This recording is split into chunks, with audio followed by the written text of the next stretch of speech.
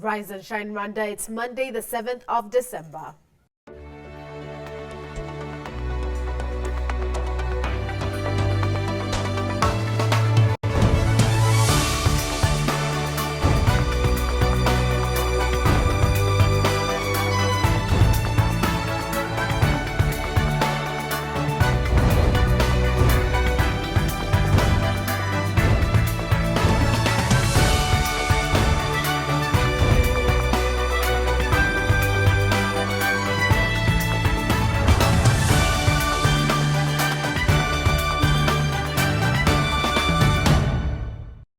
Good morning, it's just after 7 o'clock in the morning and you're watching Rise and Shine Rwanda with me, Ivan Magwene. And me, Yvette Shumbusho. Over the next hour, we'll bring you all the latest news, sports and business headlines from here in Rwanda and around the world. Starting, of course, it's Monday, a new week, fresh minds, of course, ready to go. So what do you have for us in business? Well, China is willing to fund some African African countries when it comes to road construction, railway construction. So we'll talk about that a bit more later. Moving on to Sherry, what's in the world of lifestyle and entertainment? Well, I'm like you said, lifestyle. So how many of us could really go to the end of the world just to have a good time and have adventures? And I'll tell you more about that. Of course, it's been a busy weekend. Moses, you have a lot for us in sports, I guess. Yeah, a sad story in the sporting world, of course. Rwanda lost against Uganda Cranes in the ongoing Sekafa. They just finished Sekafa in the Challenge Cup that was happening in Ethiopia. And we lost the 4th time in finals against Uganda. Now, Uganda is proving they are very superior to us, and of course, in the East African region. And I'll tell you more in details on how it happened, who scored, how it went. And of course, the busy week in European football has happened. Chelsea lost once again. And more in details. Quite deep stories over there. Yeah. All right, well, all that and more still to come. But first, Rise and Shine, story of the day.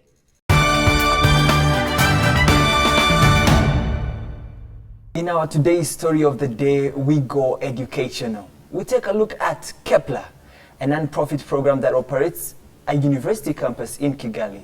We find out why this growing campus is making a difference in the Rwandan higher education.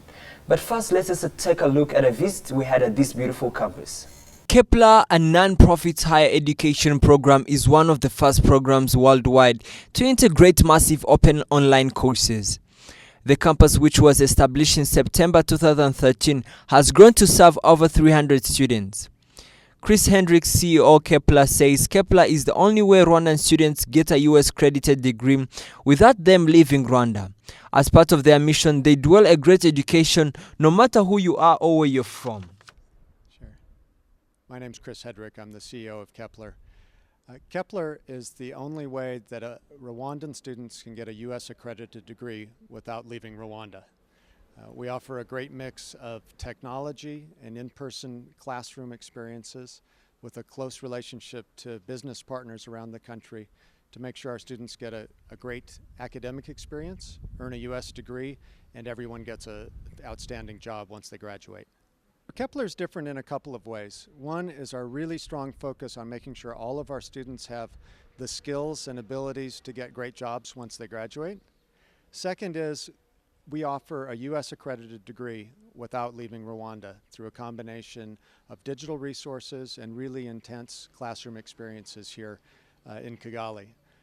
All of our students are outstanding in communications, at English, technology, in understanding business, and in having the professional skills that allow them to be successful in the workplace. Part of our mission at Kepler is to expand access to great education no matter who you are or where you're from.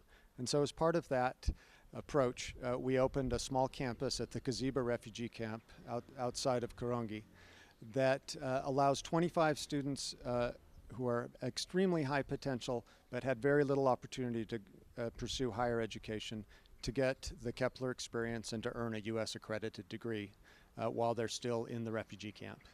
From the students' perspective, Kepler Ishimwe Sandrine says the experience at Kepler is more of an interactive program which is different from any other local campuses. My dream has always been getting an American degree. and I really wanted to study something different from what local universities offer. The first thing was the system of learning. I get to interact and get involved in my own education compared to the universities, the other universities around. You have a lecturer telling you different things, and then you only have to take notes. So you're not really engaged in your own education. So that's one major thing that made me choose Kepler. And getting the US degree was an added bonus. Kepler remains to be an outstanding academic institution as students are awarded a US accredited university degree with Kepler's partner, Southern New Hampshire University. Ivan Magwene, Rise and Shine Rwanda. And joining us in studio is Donna. Donna is the Director of Admissions at Kepler, and of course, one of the students is Simbi. Welcome to the studios. Thank you so much for having us. All right. Well, quite frankly, I would say that when I was going through a lot of, educational stuff, I looked at Kepler, and there are certain things that are, of course, today we're going to discuss about that attracted my attention. And I felt, why couldn't you come out here and share with the rest of Rwanda out there?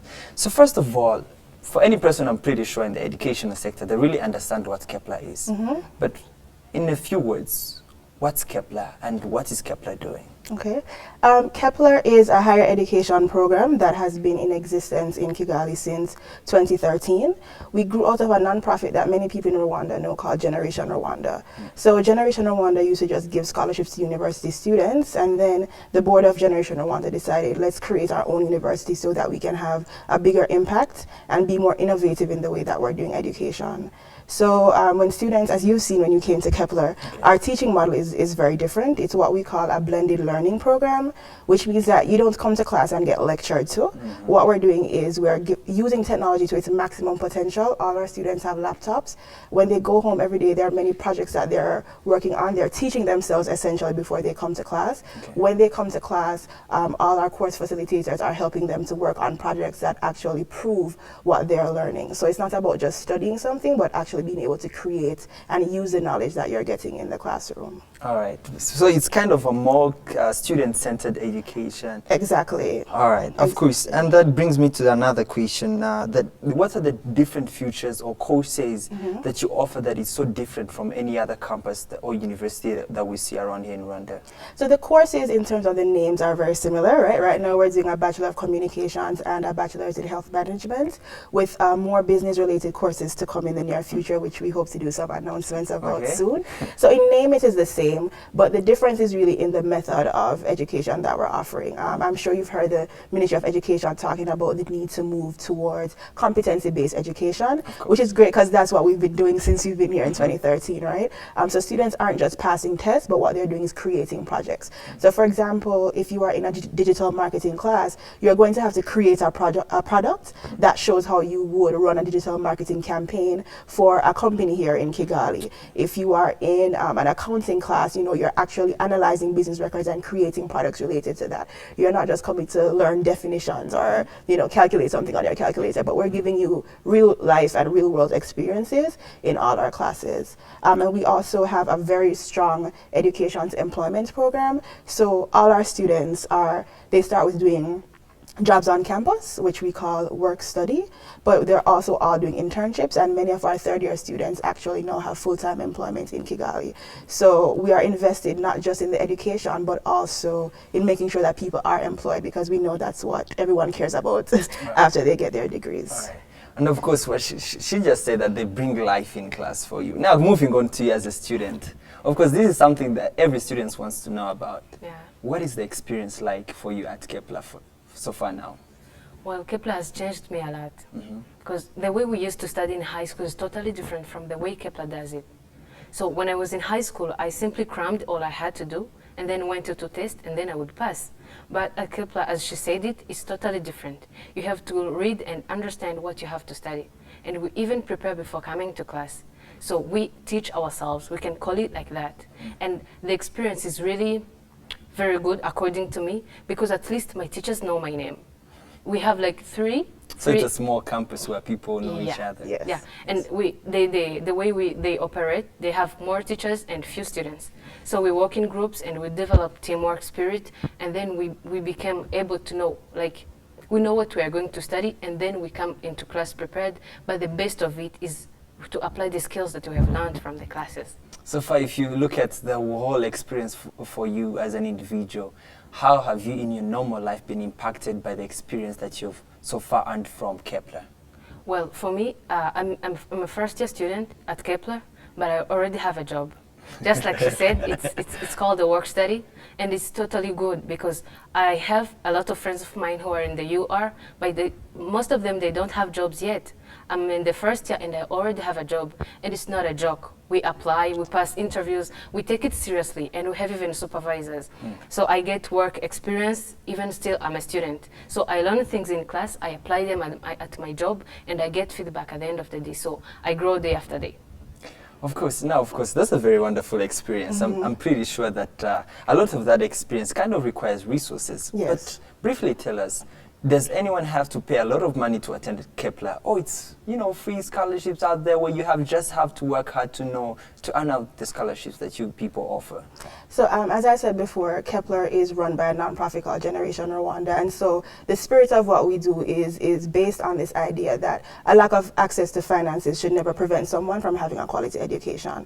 So once you are accepted to Kepler, what we do is evaluate people's ability to pay and provide them with a financial package based on that. And so we look at students' ubudehe as well as any other resources they have available to make a determination about how much scholarship funds are available to them. So we have students, the majority of our students have received upwards of 75% of their tuition and housing paid for, because we do have on-campus housing arrangements. We provide students with food. They also get a living stipend, and they're getting their laptop as well. So we want them to have all those resources so they can succeed. But also, if someone is able to pay, we would want that person to be able to pay so we can save the funds for someone who needs it. All right. Now, well, Donna, this is something that really attracted my attention when I was reading some articles.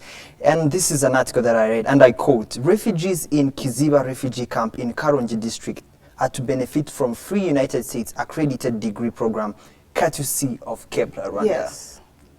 So that's an amazing project out there. That's a project that we're really excited about. We just started in August at the Kiziba refugee camp, which is actually where I was from August to October. And that's a program that we've been able to sustain with a partnership of the IKEA Foundation as well as UNHCR in Rwanda, of course, Midimar and all the relevant government partners. And so what happened is, there are thousands and thousands of students who graduate from secondary school, but if you're in a refugee camp, don't have access to universities for lots of different reasons. And so what we're working to do now is create a program that will be sustainable in the camp.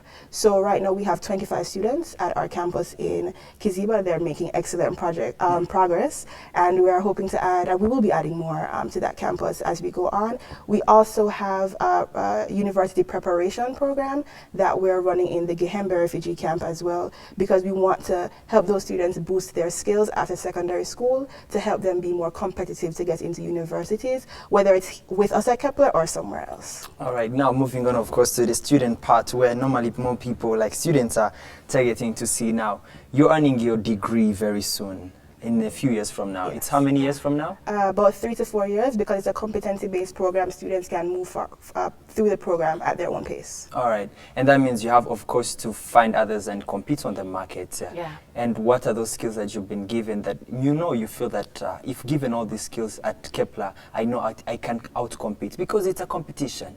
It's on the market. So I want to know, what are those some of the basics that you've been given so far that you think will, outcompete all the others on the market? Thank you. Well, we receive a lot of skills at school, but according to me, the best of them is professional competencies. It's a course where we develop an attitude which fits on the employment part. We learn time management. So it's part of the course? Yeah. So we learn time management, we learn how to think and find answers to the problems where you work. It's actually based on employment. So I think I can outcompete even others, because employers are looking for someone, for example, if they're looking for an engineer, someone who has that knowledge in whatever they're looking for, but the attitude also, they look for it. If someone, they arrange a meeting and someone comes like 10 minutes late or 15 minutes late, that's really bad, right? It's not a good attitude for an employee. So for us, even at school, we have a 5 minutes before policy. So when you have a meeting, you have to come 5 minutes before. So you develop that attitude all along your way in your academics. So when you graduate, you have those skills, not simply time management. And what we base on is not being able to, when you don't have the solution, is the ability to go and find that solution. Critical thinking skills. So that's the way I think I can outcompete others. So according to the technology part, we learn a lot of things. So I can't elaborate all of them right now, but I think they are really important to our job and employment market. All right, now coming of course to the conclusion, after this whole session, I'm pretty much sure that a lot of students out there in their holidays or aspiring to go to university would want to be part of the university, and I'm so lucky that we have the admissions director in studio today. So tell us, how does the process go? Sure. So right now, if students want to apply, applications are actually open online. It's www.kepler.org, Okay. kepler.org, and you can click on the apply button and fill out the application there. So we're collecting biographical information, grades, and things of that nature, but we're also collecting short answer questions that help us to understand students more. And so that application is available online until February 12th. After February 12th, what happens is we select about the top 1,000 students that we got from that pile. So last year we had thousands and thousands of applications. Quite competitive. It's a very competitive process. And then we actually go out all around Rwanda and test students in their different districts. And from that process, we also interview the top students and then select about 150 to actually join us on the campus. Then once those students are selected, we invite them in for what we call an admit day, where they get to visit the campus if they haven't already, learn more about it, get their financial aid and scholarship packages, and take about a month to decide if they're going to come and join us at Kepler. All right, then I hope students out there should take an opportunity and take advantage of the chances they're getting right now. Well, I would like to thank you so much for joining us today in the studios, and we hope to see you again. And keep up the good work. Thank you. Thank you for All having right. us. You're watching Rise and Shine Rwanda. Stay with us. We'll be right back after the break.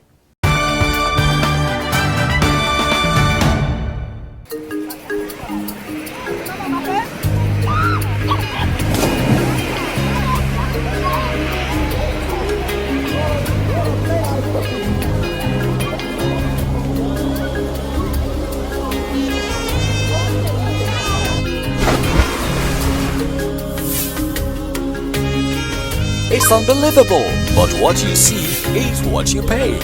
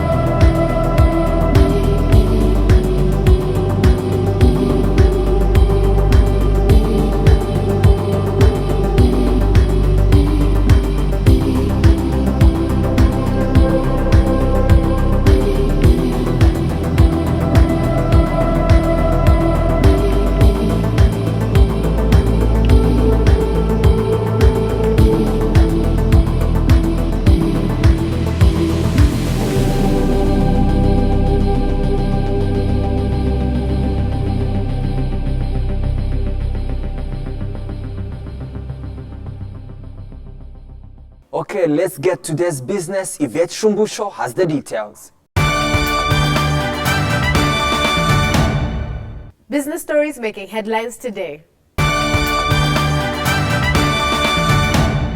China's President Xi Jinping told African presidents yesterday at a summit that his country would provide $60 billion over 3 years to fund development on the continent. Xi, who is co-chairing the Forum on China-Africa Cooperation, where several African heads of state were attending, outlined a broad 10-point development plan driven by the Asian economic giant, saying he wanted to build a relationship of equals. Despite its own slowing economy, Xi said that China would step up investing in factories manufacturing goods for export in Africa, in addition to building roads, ports, and railways on a continent long seen as a major coordinates source for China. African countries stand to lose their quest for larger market access due to conflicts between developed and Asian countries ahead of the World Trade Organization Ministerial Summit in Nairobi. Developed countries such as the US and the European Union are reluctant to make a commitment that will allow Africans exports easy access unless rapidly industrialized countries like China, India, and Brazil are removed from the cluster of developing nations. This classification means that they will have been given the same preferential treatment African countries want. The 10th Ministerial Conference, scheduled for December 15th to the 18th, is the first to be held in Africa. African countries have hoped to use this platform to lobby for their interests. Despite an increase in supply of commercial and office space in Kigali, rent remains high for tenants, which has been attributed to the fact that most of the buildings have been built using expensive loans due to the high interest rates. There was a sense of optimism in the market, with many commercial complexes completed in the central business district and other areas in Kigali. However, the business community expected a slowdown in rental costs, but this has not yet happened. Instead, rent has gone up in some places. Mr. Derek, the manager of LVT, said that unless the banks and the government come up with some structure of financing for the construction industry, the problem of high rent will be there, even if the market gets more commercial buildings. Now, on to better news and more exciting news. Bright lights, Santa Claus, jingle bells, and unchanging Christmas carols were ushered in by various Christmas activities around the city of Kigali. In particular, at Grand Legacy Hotel, the Christmas tree was being lit. The honor of lighting the Christmas tree was handed to Mr. John Mirenge, the CEO of Rwanda. And given the unfamiliarity of this activity, I attended to bring you the meaning behind the Christmas tree lighting. Take a look.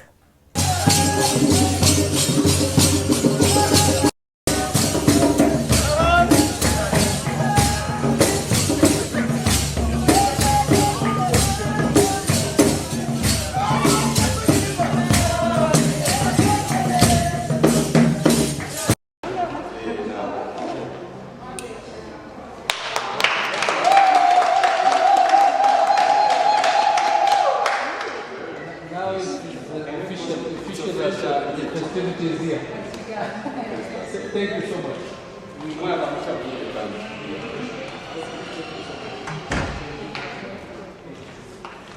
So we can now continue and enjoy ourselves.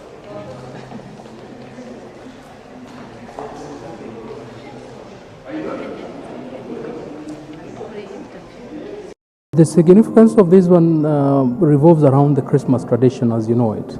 It's a time when people get together, mainly to reflect and to assure each other the bond as they move on.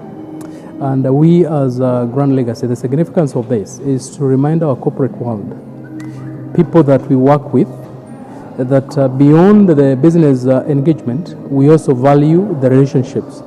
So we know that the long holidays are just around the corner, and what we are trying to do is to make sure that before they depart or they break for the long holidays, we get a chance to meet them, to thank them, at the same time wish them an early Christmas and Happy New Year if we don't get to meet before the next year starts. Travel and hospitality industry are intertwined. People travel to different destinations and need accommodation. Both the managing director of Grand Legacy and the CEO of Rwanda spoke of the significance of their partnership. Rwanda here falls within the travel industry. And basically for an institution like ours to be full, we need people to travel from within Rwanda and without Rwanda. And one of the medium of traveling is either by air or by road. And Rwanda Air, of course, is very significant because of its dominance within the East African member states. And by that, there is so much connection within the Kigali airport itself. And our partnering with Rwanda Air One, we are looking at, of course, the traditional expectation of everyone from an airline, bringing people to stay with us. Number two, we are looking at their connection, the layovers, the people who are laid off in Kigali to connect with another flight the following day. We get to also get that, so that when they are laid off, one day they stay at our hotel due to the proximity, closeness to the airport. And of course for Rwanda also, they are scoring big because now they've reduced on their fuel, and it's easier for them to manage any number of guests because of the proximity of the hotel. So to us, we have just started reaping from what we expected. The original idea of Grand Legacy to be built here was to harness the business flow from the international airport, which I believe by partnering with Rwanda Air, now we're starting to get there. In the spirit of Christmas and the festive season in general, organizations are offering a number of special deals, and Grand Legacy is no different. Grand Legacy, definitely we have a very good rich program that will start from the 24th, the eve of Christmas, going all the way to fast. And basically what we're trying to do within the Rwandan culture, and of course coupled with international approach, we have something for everyone. Yvette Shimbusho, Rise and Shine Rwanda. Jingle bells, jingle bells. You want to sing the whole song?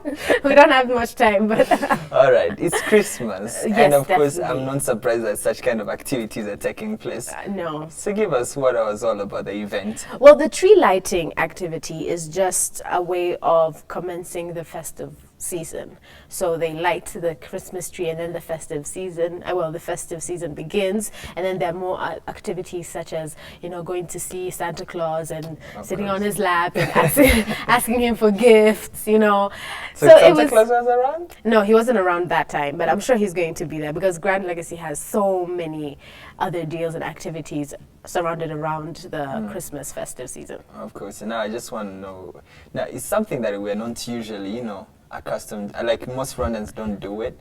But I think, what do you think will bring out? I think, is it because of the Christmas fever? I don't know. I feel like we have not yet really understood the Christmas fever. Exactly, and that is the reason why we're having this. We had this Christmas tree lighting event because as Rwandans, we've not really gotten into the spirit of Christmas. In other countries, even Kenya itself, start decorating and having Christmas trees in November. And in developed countries, it starts I think end of October, because they have Thanksgiving and all that. So I think that is something that we need to improve on, and really build on our spirit for Christmas, because it's a great season. It's a great festivity that we should really join in, because that's when Jesus was born and he's the savior of the world. So why not get into the spirit early? Of course. Yeah. Oh, I will get on my shirts on, all the beautiful stuff, get the lighting, and just jingle bells all we the should time. start here. All right. Yes, we should start here. Okay, then. Thanks for covering that, by the way. Thank you too. You're now up to date with today's business headlines. Sports news coming in just a minute with Moses Virikunzira.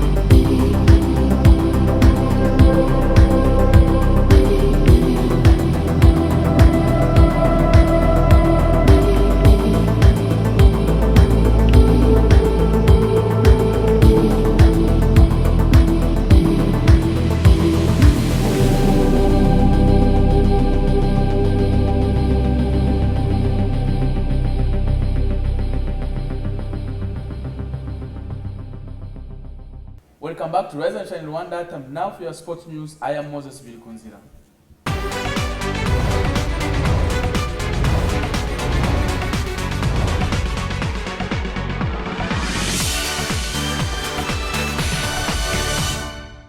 Starting with Sekafa Senior Challenge Cup, Uganda won liquid 14th Sekafa title after beating Rwanda 1-0 in Addis Ababa, Ethiopia on Saturday.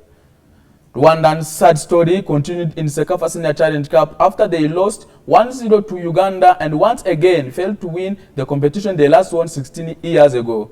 The two countries first contested the final of the regional tournament in 2001, again 2003, 2009 and this year's 2015, and Uganda won all four finals. As it ended on the previous three occasions, it was Uganda again who had the last smile when Cesar Okoti on 15 minutes headed home Dennis Okoti's dipping close from the right flank on Saturday. In the third place playoff, host Ethiopia beat Sudan 5-4 on penalty shootouts after both sides drew 1-1 in regulation time. Uganda took home $30,000 on top of the trophy, while losing finalist Rwanda got $20,000 and Ethiopia pocketed $10,000. Now on to regional football. Algeria and Nigeria reached U23 Nations Cup semi-finals. Algeria and Nigeria drew 0-0 in final Group B match on the Under-23 Africa Cup nation in Senegal to make it through to the semi-finals and keep their Olympic hopes alive. The result in Dakar was enough for both teams to qualify, with Algeria finishing top of the group and Nigeria ending as runners-up. Egypt faith hopes of progressing were dashed after they lost 1-0 to Mali in other group.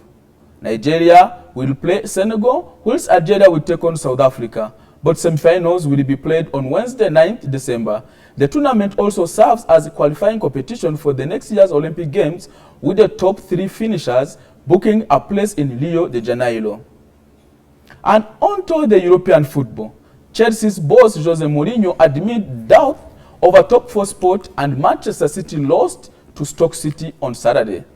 Chelsea boss Jose Mourinho admitted his team might not be able to qualify for next season's Champions League after losing 1-0 at home to Bournemouth.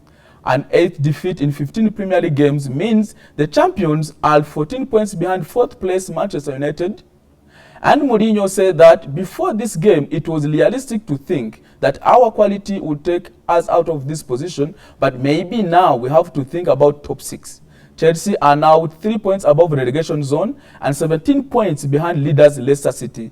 Manchester United drew 0-0 to West Ham, and Manchester City lost 2-0 to Stoke City.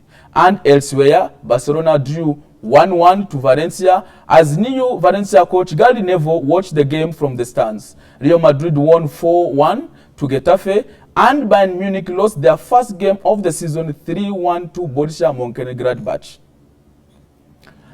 Uganda Cranes continued with their dominance in the region and on Rwanda in particular as they downed Amavubi 1-0 for the fourth time in finals to clinch their 14th Sekafa Senior Challenge Cup.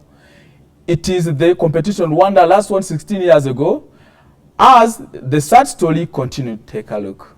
Rwanda's sad story continued in the Sekafa Senior Challenge Cup as Amavubi once again came so close yet so far to winning the competition that has eluded them for the past 16 years. Rwanda has met Uganda 4 times in the final of the annual regional tournament, and Amavubi have ended on losing end on all 4 occasions, the latest coming on Saturday in Ethiopia. However, Rwanda head coach John McKinstry was named coach of the tournament, which can only be consolation prize, while Ethiopia Elias Mamo took the award for the tournament most valuable player, and the Cranes goalkeeper Ismail Wantenga was named best goalkeeper of the tournament. The two countries first contested the final of the regional tournament in 2001, 2003, again in 2009. So Rwanda went into this year final at Addis Ababa National Stadium seeking to reverse their awful record against their biggest rivals.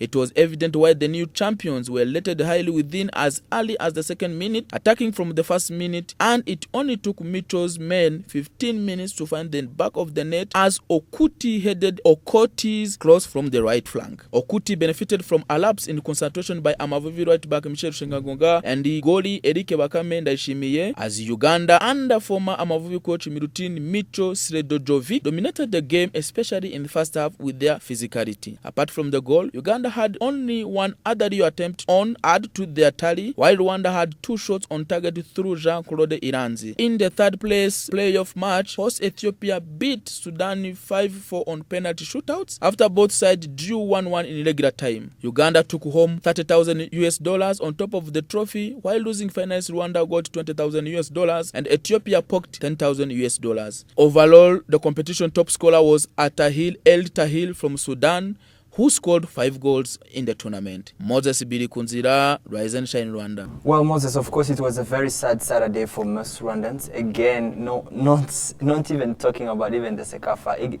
losing the finals again to Uganda. I mean, did you see that defeat coming again? What was your whole analysis on the game on Saturday? Basically, Rwanda, before they entered the game, they had that hope. They had that belief that they can really overcome Uganda, at least make history, because losing against one country for 3 times, and the game now that we were about to play was going to be a 4th time. As it happened, it ended up we lost. From Mugira Neda Jean Baptista to Haruna to Jacques Tuisenje to Bakame, Eric Ndaishimiye, they all wanted to win the game, including the coach and the whole team in general, because the spirit was there. But again, winning a game, there's so many reasons to win a game. One is the technical ability. 2 is the mentality behind on how you prepare the game. And again, you need to prepare the game according to the opponent. Of course, we know Uganda, how they play.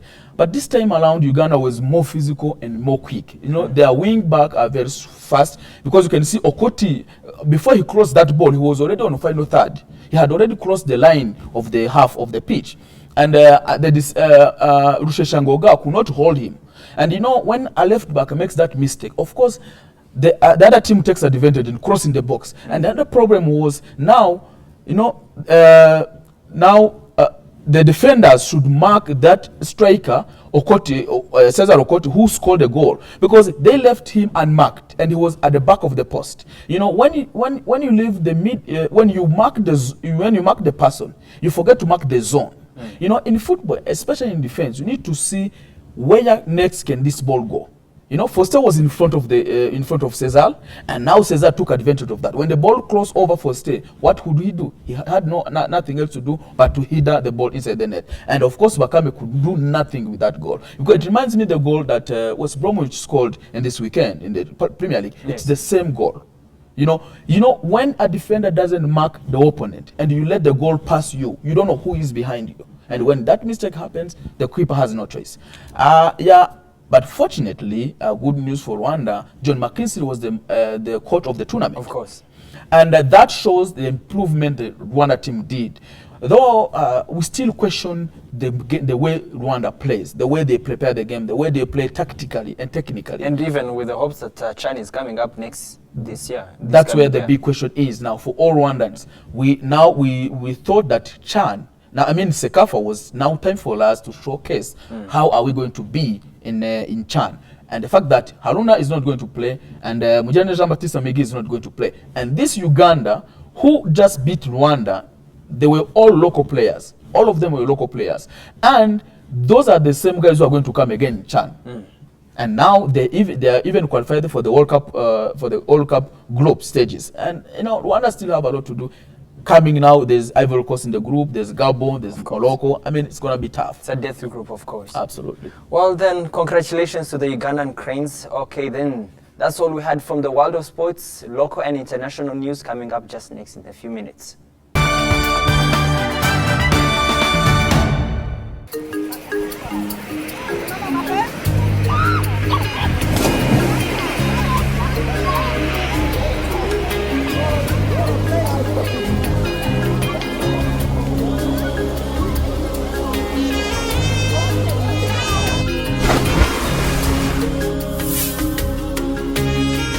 It's unbelievable, but what you see is what you pay.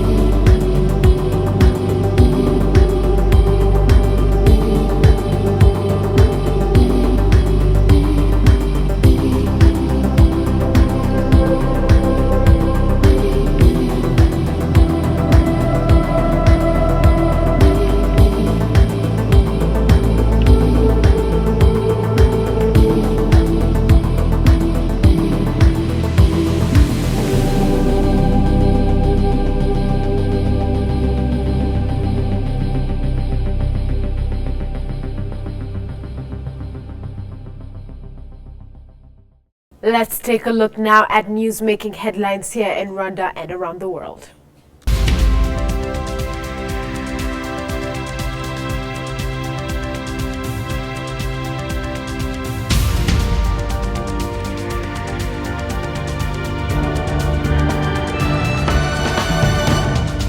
Over 200 local, regional and international investors who attended Nyanza Investors Forum 2015 were shown various opportunities available in the district so that they can start investing in various economic activities. During the study tour on Friday, various government authorities showed investors Nyanza's potential projects such as agriculture, mining, sports and culture as well as tourism. The tour saw investors visit different places including Rukali Paris, Nyanza Make Industries and Nyanza Dam and Hillside Irrigation Project to see where they can invest their money.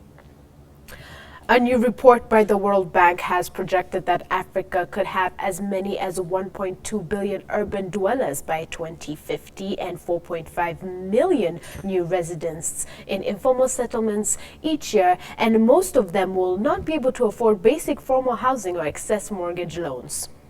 The report named stock-taking of the housing sector in sub-Saharan Africa notes that the continent faces a major housing crisis due to rapid urbanization and a growing slum population. And in regional news, Google has launched its first Wi-Fi network in Uganda's capital, Kampala, as part of a project to broaden access to affordable high-speed internet. The company is making the broadband wireless network available to local internet providers who will then charge customers for access. The web giant says the network is now live in 120 key locations in Kampala. Official statistics show Uganda has about 8.5 internet users, making up 23% of the population. And in international news, U.S. Defense Secretary Ash Carter has announced that all combat roles in the U.S. military will be open to women. The move will lead to some 220,000 openings to women. Mr. Carter is to give the armed services 30 days to submit the plans to make the change. The U.S. military has been easing restrictions over the past 3 years, a ban on women serving in combat roles, but the military was given until 2016 to make the case for specific posts that they thought should remain closed. Well, I'm pretty sure this is a segment we all wait for. We take a look at what's happening in lifestyle and what's hot right now. In our daily debate section, hot topics, of course, with our very own Sherry Uwase. We'll be right back. It's time now for your lifestyle update with Miss Sherry Uwase.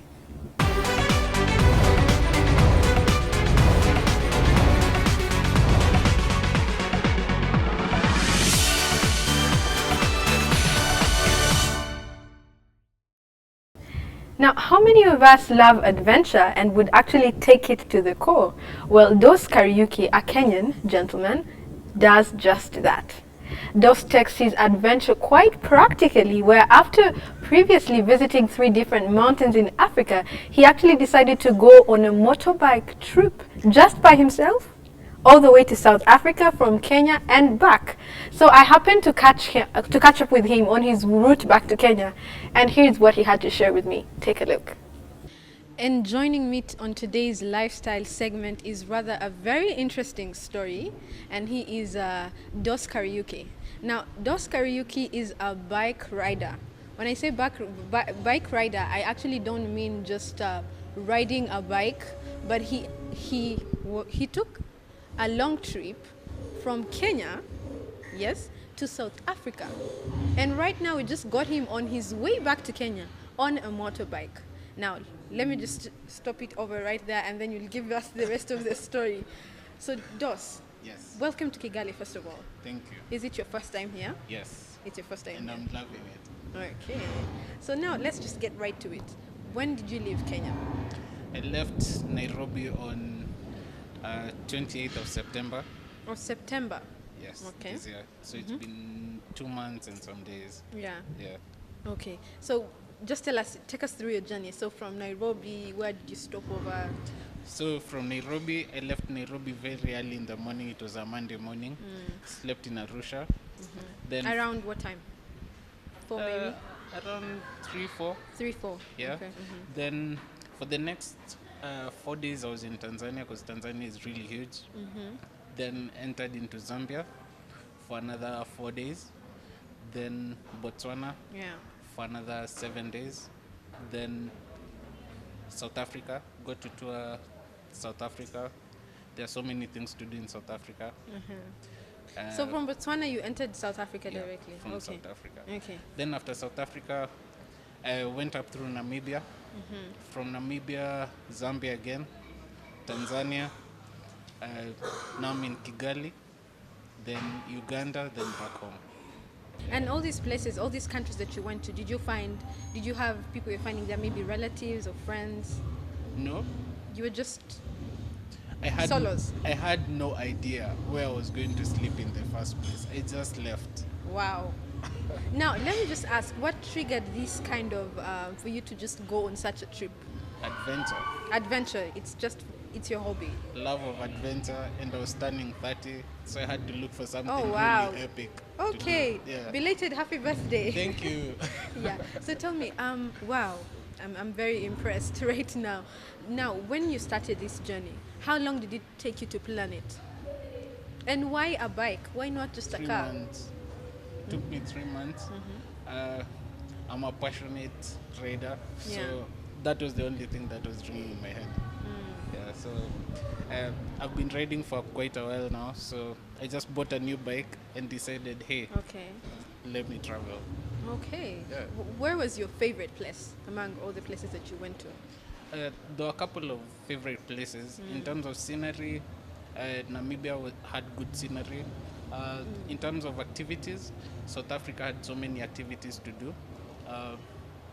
Yeah, the whole trip will have taken 75 days. 75 days. Yes. I think that's history to be made, because it seems like you just you toured East Africa and Southern Africa. Yeah. Yeah.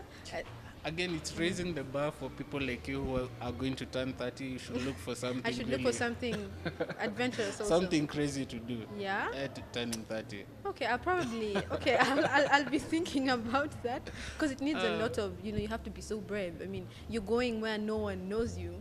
Anything might happen to you, but you're just like, I need to do this. Can I give you a story? Yes, please.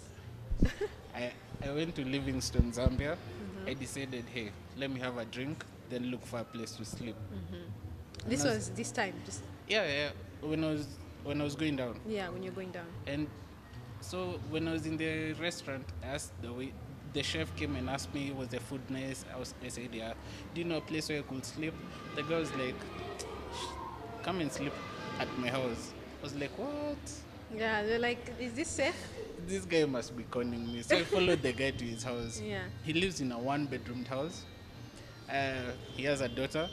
Oh. So he put a mattress for me in the sitting room and parked my bike in the sitting room for 2 nights. Wow. That was really amazing. Wow, amazing. Yeah. I think to me, I think such moments are the ones that make you, just have, those are the highlights. Yeah, Connecting with people who have such big hearts, and hopefully he'll get to watch this, I hope so. Yeah, I hope so. and we can thank him personally for Yeah. taking you in for 2 Thank days. you. Yes. So any other thing that was impressive for you? I love Kigali. The system seems to be working. From the tour, the road system, there's no traffic in Kigali. That's really impressive. Yes, compared to where you come from Kenya, I know what you From mean. Nairobi, the Yeah. traffic is really crazy. Yes. Yeah. Okay. But you tend to look at every country in its own individual sense. So you get to interact with people, and you find like every country is really different. Okay. Now, given that you have gone to 3 mountains in Africa, and you have gone to Southern and Eastern Africa for your 30th birthday, celebrating your birthday.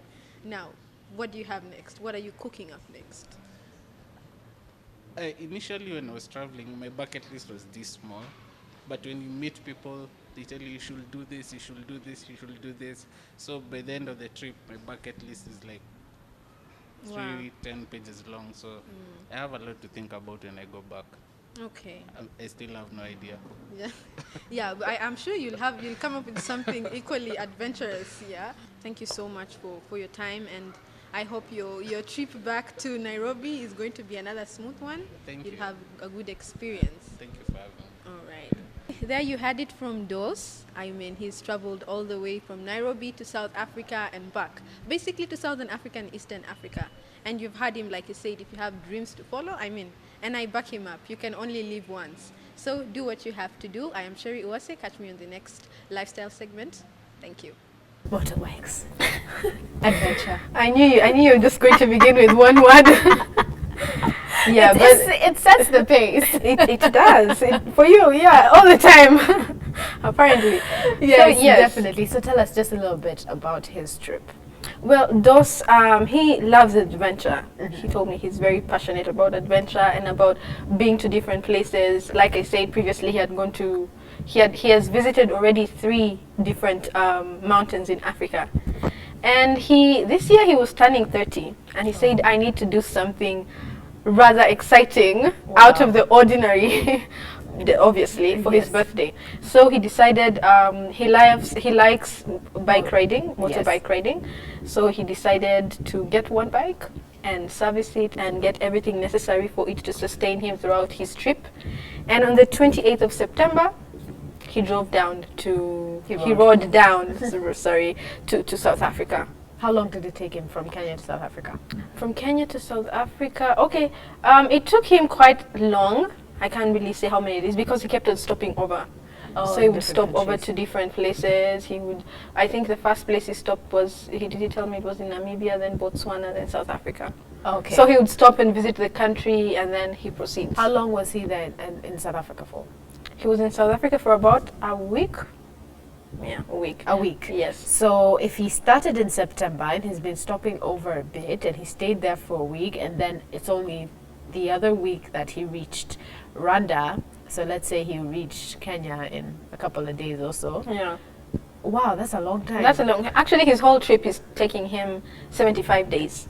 Yes, that's 75 days. Long time. Yeah, very long time. But it was fun for him, as you have seen. It was really fun for him. He got to visit all these places. He got to interact with different people from different cultures. So, I guess that's something that someone can do. I mean, I'm sure he has like a bucket list. He's actually made a bucket list. Yes, he's made a bucket he list. Wants he has to do. I need to follow. I need to make mine. Yeah. Maybe you can. Yvette, where will you start? I'm really curious. Sure. You don't even know. Swim in the ocean. Okay. Okay, wait, no, thank that you. has been done. It has been done. We'll It's even being done right now. I'm sure there's somebody swimming somewhere. No, like my own. Oh, your very own? Yeah, my very own. Okay. Okay, could you tell us maybe a highlight or a few highlights of his trip? The highlights he told me, one of them was when he was in, is it Zambia or Zimbabwe? One of those 2 countries. He stopped over and then he decided to go for a drink somewhere in this restaurant, and then the chef who served him asked him, so how was the food? And he was like, oh yeah, it was really good. And then he asked him, do you know anywhere that I can sleep? Because he was just going without knowing anybody. Of course. Yeah. So he asked him, do you know anywhere where I can sleep? And then he told him, yeah, actually you can come and sleep over at my place. Really? Yeah, so he had a small house, and he's a father. He's a father, he has 1 daughter, so they all squeezed in that house for 2 days. He was there for 2 nights. And yeah, that was his highlight. And he gets for to him. meet new people. Exactly, that's the point. You know, that's the He's really living life to the fullest. He is. Oh, and he wow. actually told me, you need to do something big for your 30th birthday. I do. When I turn 30. That's like in such a long time. Thank you, Yvette. Thank you. So stay tuned and we'll be right back after the break. And welcome back. It's that Hot Topics time again. As always, the Rise and Shine Rwanda team, we have been up and about gathering everything you need to know about what's happening here and abroad, from what's trending on Twitter to the debates that you have in your local cafe. So we've got it all for you right here and right now. And now the famous Hollywood couple Kanye West and Kim Kardashian welcome their 2nd child. Congratulations to the couple. The bouncing baby boy, whose names haven't been revealed yet, was born this past Saturday. Now, the star, who was also, who was planning to perhaps have the baby over Thanksgiving, Now there was a chance that she'd have to get this time because of the baby had gone the other way around, which is what they call a breech. So she was supposed to have a C-section, but fortunately, Kim was able to undergo a procedure over Thanksgiving holiday to head, which made everything right, like they put the baby the way the baby is supposed to be born. So, and I quote, she said that the experience was very painful for her, where she had to undergo a procedure called ECV, which is external cephalic version, which is done to manually turn the baby from the breech position to a head down position.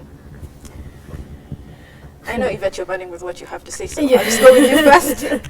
First of all, Kim has never had easy pregnancy. Yeah, You know, she's never, even with Northwest, it had been so difficult for her. She said she would never want to have another child. It was like tormenting compared to her sister Courtney, who has 3 kids, and at some point in one of the episodes of Keeping Up with the Kardashians, we saw Courtney just removing the baby. I watched was that. like, that is so traumatic. I watched that. Oh Yeah, my I remember goodness. that. So yes, so I feel very bad for her. I mean, nobody should have to go through such. Already pregnancy is difficult, and then all of a sudden your baby's the other way around. Like the baby's facing this way, so now they have to turn it the other way around. And so it's actually, very one thing difficult that for she her. actually said that I didn't really record because of time, she mentioned that they had to do it manually, and there was no like painkiller for that. Oh. So she had to feel each and every step of the way, and she said it was so painful, probably more painful than giving birth itself. Yes, Oh my goodness. Well, I wasn't finished though. Okay, but- all right. Okay, you Well, go. I think we'll move on to the naming after. all right, for me, I think I'm very, of course, it's a lot of buzz in Hollywood. Right now, I'm pretty sure now the reality industry is expanding. But the thing is, of course, a lot is gonna go around this baby. I'm pretty sure the paparazzi is waiting for the pictures. I'm pretty sure lots of people are waiting for the name. It's going to be, it's all about the buzz around this baby that is around. And I can't wait to see what happens in the reality shows, because with Northwest, we have not been able to see him in the limelight like any other baby, and it's a reality family. Maybe just because the father doesn't like it, but I don't know. I just feel like, well, the baby is now we have baby number 2 in the Kardashians family, so more drama for us as we enjoy the reality TV. So I can't wait to see that. It's more drama for Ivan. Yes, Moses. For me, I come back to the pain that Kim had to endure. It was very painful. I can understand, that whole process without painkiller, it's very hard. Very hard. And Can't even imagine. I'm pretty sure that that child that you give birth in that process, you love the child to an extreme. Every mother loves her children, but there's a child that is a bit specific because of maybe the situation or how we give birth to. But again, I'm waiting to hear the name, The name? because that's Yes, that's thank you for introducing that to the next part. Yeah, the next Part B. Yeah, so let's start with that. What do you think the name is going I to be? do not know. The first child is called Northwest. So, could the other child be called Star or Blanket, or like Michael Jackson's child is called Blanket? An actual blanket. Yes, like Blanket. Gwyneth Paltrow and Chris Martin's child is called Apple. Apple is We actually have good. we have That's okay. Blue Ivy. Have blue ivy. Yeah. Blue, maybe it will be yellow, orange. I don't know.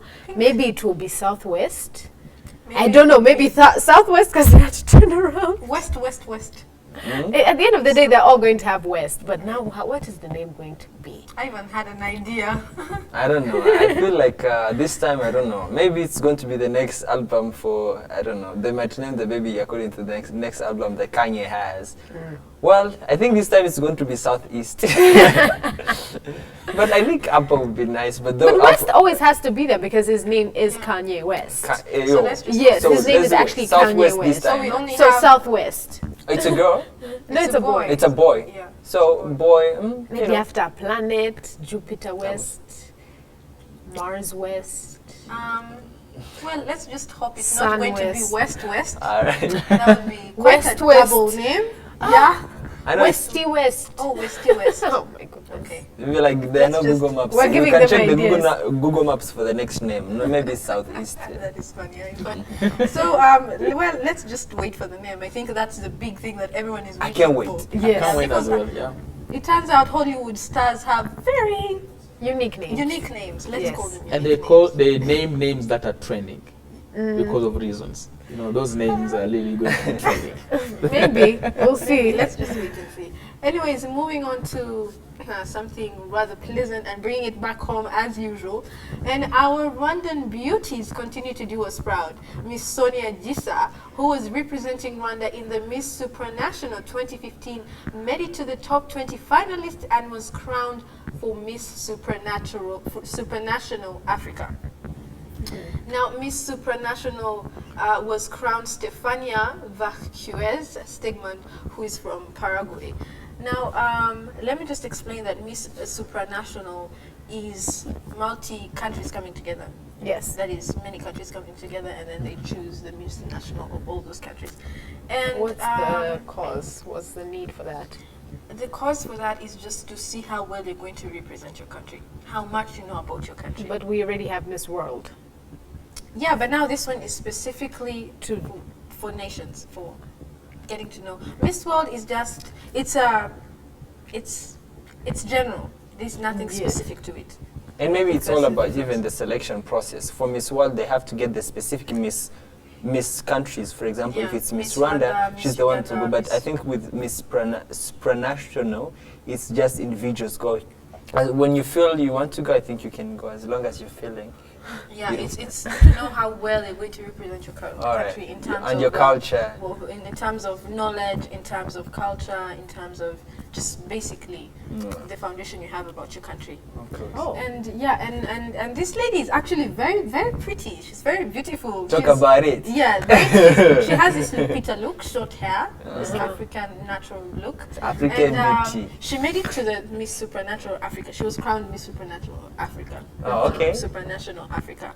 And she made it to the top 20 finalists, which she probably didn't win that one, which was won by Miss from Paraguay. But Okay, so I'm a bit confused. She didn't win the Miss Supranational title? No, she did. But then she won Miss Supranational Africa. Oh, Africa. Africa. Okay, Yes. okay. So she's won it in terms of Africa. But now the whole context was won by the person from Paraguay. Yeah, Paraguay. I see. So I think this is pretty much very good. I mean, if somebody like that wins out all the 55 now countries in Africa, and then I think this is I very think good. it was more than Africa. It was more than Africa, in fact. But now So, specifically, There were 86 countries 86. participating. Oh, wow. That's Yeah. amazing then. I think this is very good news. I mean, with the competition, for me, I always respect people who always go stand out and, go for a competition. Not Right? everybody like that goes out for the competition. There's a and- reason me and Yvette are seated here, not in that competition, surely. Absolutely. Coming up to that, congratulations to ladies. Yeah. These ladies in Rwanda keep Yes, making by the us proud. congratulations to Sonia. Yeah. Definitely done us proud. To Sonia in particular, I just said ladies in general. Rwandan ladies are making us proud, all men. I mean, I'm so proud of them. And for Sonia in particular, being Miss Supranational Africa, I mean, it's a milestone. It means in the whole Africa, you are the best. That's Imagine. beautiful. That's Rwanda. beautiful. And becoming in top 20 in the entire world. That's another step. That's beautiful as well. And I would like her to come up with that experience, and also other young girls also learn after her, and she shares that experience, how she made it, how she did it. We might also sometimes have her in the studio and shares the experience of how she did it. That goes to you. Shirley, please invite her in the studio to tell us I will how she look did for it. her. Please look for her, But- and it's beautiful. But Sherry, Yes. let me ask you a question. I'm beginning to now discover something. P Square said, what a man can do, a woman can do. Has this thing changed? Can it be like what a woman can do, a man can do? Do you think that's very possible? It's getting Ivan, I'm trying to not imagine where this question is heading. Do you want to go and contest for Miss something? I feel like that. Okay. Mister. When that No, comes for up- men out there, because there's been this thing that men are not, going for that. And I feel like There was Mr. we're being Nigeria. underrepresented. Maybe we need a Mr. Rwanda. The We thing want to be is also how the world has set the culture is that pace. women are more appreciated in terms of beauty. So Ivan, we will hand over your request maybe to the Ministry of Culture. There used to be Mr. World, by the way. Yes, Yeah. a long time ago there used to be, and I think he was from Cuba. The Mr. World. Oh wow, he was. I think we need to have like a Mr. Rwanda. Trust me that the guys out here who are trying their best to make sure they come up, but things are not, the system is not supporting. So speak for our brothers out there who need We're to. going to cheer the brothers on so they can go. But I'm not so sure how many men will be willing to. You would be surprised. You'll be surprised. You'd be very surprised. Yes. Same as the I'll fashion pass the industry word for around. men is growing in Rwanda. It's crazy. It is. Yeah, It is so crazy. trust me, if you went on to such kind of beauty, I mean, now it's handsome contest, it's not a bit.